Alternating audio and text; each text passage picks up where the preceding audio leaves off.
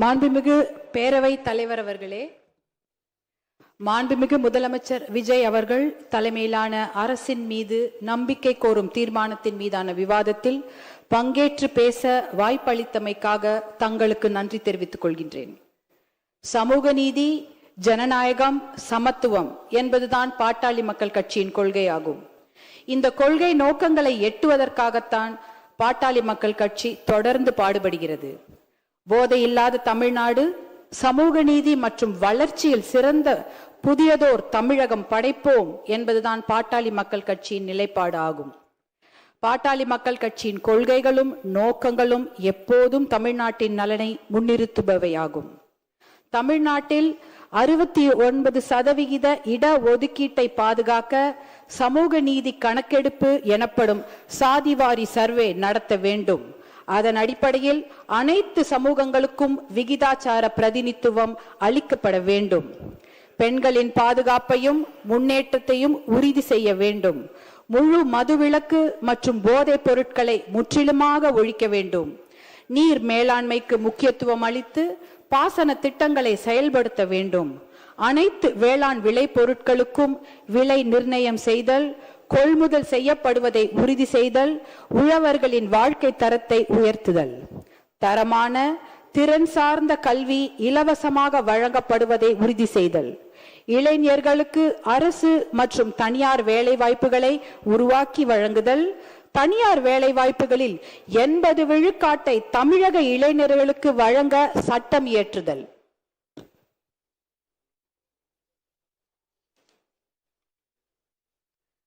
அனைவருக்கும் தரமான மருத்துவம் இலவசமாக வழங்கப்படுவதை உறுதி செய்தல், சுற்றுச்சூழலை பாதுகாத்தல், சதுப்பு நிலங்கள் ஆக்கிரமிக்கப்படுவதை தடுத்து நிறுத்துதல், மணல், கிரனைட், கருங்கல் உள்ளிட்ட கனிம வளங்கள் கொள்ளையடிக்கப்படுவதை தடுத்தல், தமிழ் மொழி வளர்ச்சி, கலாச்சாரம் ஆகியவற்றை பாதுகாத்தல் ஆகியவைதான் பாட்டாளி மக்கள் கட்சியின் நோக்கங்கள் ஆகும்.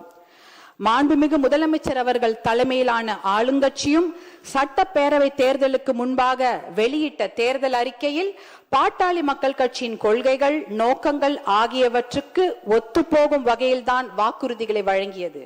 குறிப்பாக அனைத்து சமூகங்களுக்கும் விகிதாச்சார பிரதிநிதித்துவம் வழங்க சாதிவாரி சர்வே நடத்தப்படும், மகளிர் பாதுகாப்பை உறுதி செய்ய நடவடிக்கை, மது வணிகத்தை கட்டுப்படுத்த நடவடிக்கை, வேளாண் விளை பொருட்களுக்கு நியாயமான கொள்முதல் விலை, அரசு மற்றும் தனியார் வேலை வாய்ப்புகளை அதிகரித்தல், தனியார் துறை வேலை வாய்ப்பில் உள்ளூர் இளைஞர்களுக்கு 75% ஒதுக்கீடு வழங்கும் நிறுவனங்களுக்கு 2.5% GST மானியம், 5% மின்சார மானியம் வழங்கப்படும், நதிகள் இணைப்பு உள்ளிட்ட பாசன திட்டங்கள் செயல்படுத்தப்படும், சுற்றுச்சூழலை பாதுகாக்கவும் மணல் கொள்ளையை தடுக்கவும் நடவடிக்கை எடுக்கப்படும் என்று தமிழகத்தின் ஆளுங்கட்சியும் வாக்குறுதிகளை அளித்திருக்கிறது.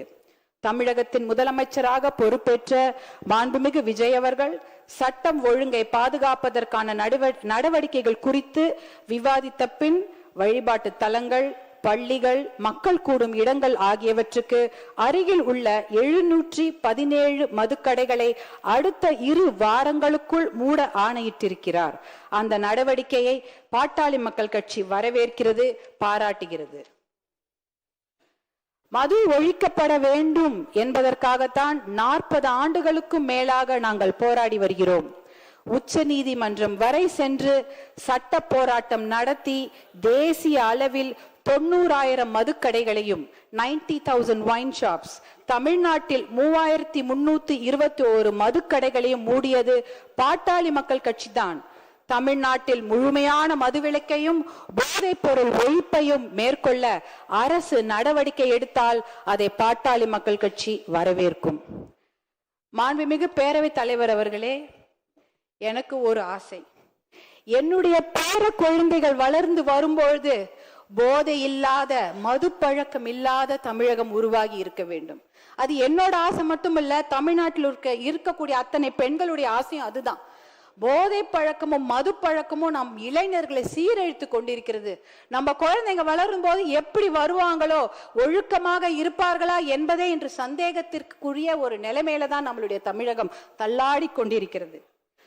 இது என்னுடைய ஆசை மட்டுமில்ல, எல்லாருடைய தாய்மார்களுடைய ஆசையும் அதுதான். அதற்கு முதற்கட்டமாக நேற்று நம்முடைய மாண்புமிகு முதலமைச்சர் அவர்கள் 717 மதுக்கடைகளை மூடப்படுவதாக அறிவித்திருக்கிறார். அதை நாங்க மனமார்ந்து பாராட்டுகிறோம், வரவேற்கிறோம், அதற்கு நன்றிகளை தெரிவித்துக் கொள்கின்றோம். ஏன்னா நான் இந்த நேரத்தில் என் மீது அன்பு வைத்து பாசம் வைத்து என்னை இந்த சட்டப்பேரவைக்கு தேர்ந்தெடுத்த தர்மபுரி தொகுதி மக்களுக்கு என்னுடைய கோடானு கோடி நன்றிகளை இந்த நேரத்தில் தெரிவித்துக் கொள்கின்றேன். ஏனென்றால் தர்மபுரி மாவட்டத்தில் தான் மது பழக்கம் என்பது அதிகமாகவும் மது வணிகம் என்பது அதிகமாகவும் இருக்கிறது. பர் கேபிட்டா கன்சம்ஷன் என்பது தர்மபுரி மாவட்டத்தில் அதிகமாக உள்ளது. Per capita consumption of alcohol, அதாவது மது பழக்கம், தனி மனிதருடைய மது பழக்கம் அதிகமாக இருக்கும் மாவட்டம் எது என்றால் அது தர்மபுரி மாவட்டம். அப்படிப்பட்ட அந்த நிலையில் முதற்கட்டமாக நீங்கள் 717 மதுக்கடைகளை மூட உத்தரவிட்டிருப்பது அது மிகப்பெரிய ஒரு விஷயம். அது பெண்கள் எல்லாரும் அனைவரும் வரவேற்கிறார்கள். என்னுடைய தர்மபுரி தொகுதியில பேருந்து நிலையத்துக்கு அருகில் ஒரு 3 டாஸ்மாக் கடைகளை நேற்று மூடி இருக்கிறார்கள். இதற்கு எங்களுடைய பாராட்டுதல்களை நாங்கள் கண்டிப்பாக தெரிவித்துக் கொள்கின்றோம். அதே போல ஒரு மதுக்கடையை மூடுனா அதற்கு பக்கத்துல ஒரு 4-5 சந்து கடைகளை திறந்து விடுகிறார்கள். அது தமிழகம் முழுக்க இருக்கிறது. தர்மபுரி மாவட்டத்துல அதை நாங்க கண்கூடாக பார்த்திருக்கின்றேன். நாங்கெல்லாம் வெறுத்து போயிருக்கிறோம். ஒரு கடையை மூடுனா பக்கத்துல 4 சந்து கடைகள் திறக்கப்படுகிறது. ஆகையால் நீங்கள் இதில் கண்காணிப்புடன் விழிப்புடன் இருக்க வேண்டும். ஏனென்றால் ஒரு கடையை மூடுனா அதை 4 கடைங்க திறக்கிறாங்க. அதை கண்டிப்பாக தடுத்து நிறுத்த வேண்டும். அப்படி இருந்தால்தான் நம்மளுடைய தமிழக இளைஞர்களை காப்பாற்ற முடியும். தமிழ் பெண்களையும் தமிழ் சமுதாயத்தையும் நாம் காப்பாற்ற வேண்டும். இதற்கு சஸ்டைன்ட் எஃபர்ட் தேவை, தொடர் முயற்சி தேவை. ஒரு கடையை மூடிட்டா மட்டும் பட்டாது. மது ஒழிப்புன்றது மிகப்பெரிய சப்ஜெக்ட். அதுக்கு எவ்வளவு நேரம் வேணா பேசலாம். ஆனா அந்த ஒரு கடையை மூடுனா இன்னொரு கடை திறக்காம பார்த்து கொள்ள வேண்டும். அதற்கு விழிப்புடன் தொடர் முயற்சி தேவைப்படுகிறது. அதையும் நாங்க இந்த வேண்டுகோளாக இப்ப சொல்கின்றோம். அடுத்ததாக பாத்தீங்கன்னா, என்னை போன்ற பெண்கள் படிப்பதற்கும் கல்லூரிக்கு போவதற்கும் வேலைக்கு போவதற்கும் இது போல சட்டமன்றத்தில் பேசுவதற்கும் ஏன் ஓட்டுரிமை பெறுவதற்கு கூட எத்தனை நூற்றாண்டுகள் ஆகிவிட்டது. எத்தனையோ நூற்றாண்டுகள் அந்த மாதிரி பெண்கள் வெளியே வர முடியாத ஒரு நிலைமை. ஆனா இன்னைக்கு அதையெல்லாம் மீறி பெண்கள் வந்து சாதித்திருக்கிறார்கள். படிக்கிறாங்க, கல்லூரிக்கு போறாங்க, வேலைக்கு போறாங்க. இப்படி மாமன்றத்தில் வந்து பேசக்கூடிய அத்தனை விஷயங்களும் நடந்து கொண்டிருக்கிறது. ஆனால் இந்த போதை பழக்கம், மது பழக்கம் இருக்கும் போது எந்த பெண்களுக்கும் பாதுகாப்பு இல்லாத ஒரு நிலைமை. டாஸ்மாக் கடையை தாண்டும் போது ஒரு பெண்ணும் தலை குனிந்துதான் போவாங்க. ஏன் தெரியுங்களா? அந்த பக்கத்துல தலை நிமிந்து பார்த்தா யாராவது ஐ கான்டாக்ட் வந்துருச்சுன்னா என்ன மாதிரி விமர்சனங்களை தாங்க வேண்டுமோ, எப்படி கேலி பண்ணுவாங்களோ, யாராவது தப்பா சொல்லுவாங்களோ, பேசுவாங்களோன்னு பயந்து கொண்டு தலை குனிந்து போய் கொண்டிருப்பார்கள். இந்த பக்கம் அந்த பக்கம் பார்க்கவே மாட்டாங்க, அப்படியே போவாங்க. ஏன் இந்த நிலைமை? ஒரு வீட்டுல இருந்து வெளியில வரத்துக்கே எங்களுக்கு இவ்வளவு நாள் ஆச்சு. திருப்பி எங்களை கொண்டு போய் வீட்டிலே உட்கார வைக்கிற அந்த நிலைமையை கொண்டு வந்தது இந்த போதை பழக்கம் தான், மது பழக்கம் தான். இந்த கற்காலத்துக்கே எங்களை கூட்டிக் கொண்டு போய்விடுவார்களோ என்ற பயம். ஏனென்றால் இன்றைக்கு பெண்கள் பாதுகாப்பு மிகப்பெரிய கேள்விக்குறியாக இருக்கிறது. வெளியில படிக்கிறதுக்கு அனுப்புறதுக்கு பயம், ஹாஸ்டலுக்கு அனுப்புறதுக்கு பயம், வேலைக்கு வெளியூருக்கு அனுப்புறதுக்கு பயம். வேலைக்கு போன பொண்ணு பத்திரமா பேருந்துல இருந்து வீட்டுக்கு வருவாங்களா, இல்ல தொடர்வண்டி நிலையத்துல ஏதாவது நடக்குமா, பத்திரமா இரவு வீடு வந்து சேருவார்களா, இப்படி எதற்கு எடுத்தாலும் பயம் பயம் பயம்தான். ஏன்னா அந்த அளவுக்கு போதை பழக்கம், மது பழக்கம், அந்த இதனால் பெண்கள் பாதுகாப்பு மிகப்பெரிய அச்சுறுத்தலுக்கு ஆளாகி இருக்கிறது. இதை தடுப்பதற்காக சிங்கப்பெண் என்ற ஒரு தனி பிரிவை முதலமைச்சர் அவர்கள், மாண்புமிகு முதலமைச்சர் அவர்கள் ஏற்படுத்தி இருப்பதற்கு எங்களுடைய மனமார்ந்த நன்றியை தெரிவித்துக் கொள்கின்றோம்.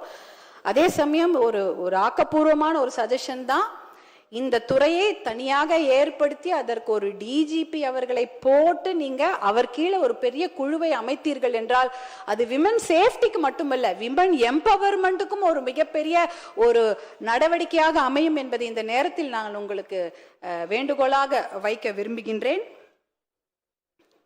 பாட்டி வீட்டுக்கு பத்திரமா போயிட்டு வரணும் குழந்தைங்க. அதுதான், ஒரு பாட்டி வீட்டுக்கு போற குழந்தைய கூட இன்னைக்கு பாலியல் வன்கொடுமை, கூட்டு பாலியல் வன்கொடுமை போன்ற கொடுமைகள் நிகழ்ந்து கொண்டிருக்கிறது. அதை தடுத்து நிறுத்த வேண்டும். ஒரு பெண்ணா அதை தான் என்னால கேட்க முடியும். அந்த அளவுக்கு மனம் குமிறி போய் கிடக்கிறோம் நாங்கெல்லாம்.